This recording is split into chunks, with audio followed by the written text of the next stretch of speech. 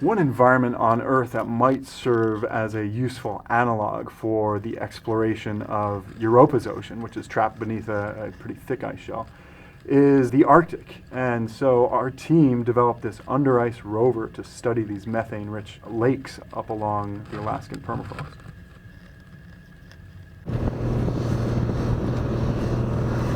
Here we're just taking an expedition out to a northern Arctic lake up near the northernmost point in Alaska. So we're driving on snow machines out to take our robot underneath the ice. Sub-zero temperatures, Arctic ice, biting winds, polar bears, and robots. God, I love this job. The early testing we did tethered, which is our lifeline back to the surface. We didn't know whether this thing is going to sink or float, whether the systems were going to work. And so we're checking out the wheels, the cameras, the lights, just making sure everything works before we go wireless. And if we do eventually deploy in a world like Europa, we're not going to have a tether. We're going to need to be able to do remote operations untethered.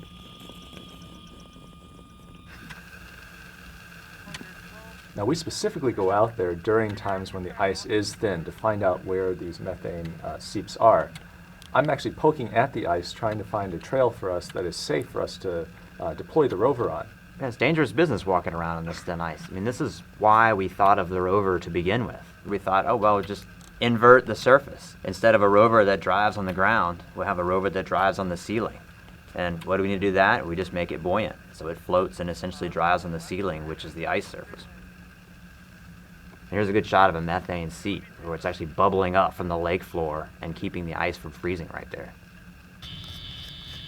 And the two different side lobes of the rover can be controlled independently.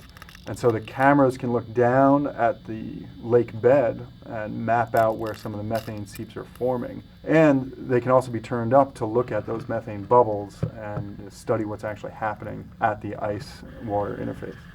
And so the rover just drives right along upside down using buoyancy instead of weight, and gets up close and personal to be able to image and also sample these methane bubbles. The later testing we've done untethered, so the rover is communicating through the ice back to a base station, and then from that base station up to satellites, back to operators at JPL or really anywhere in the world. This is about the closest you can get to Europa-like operations on Earth.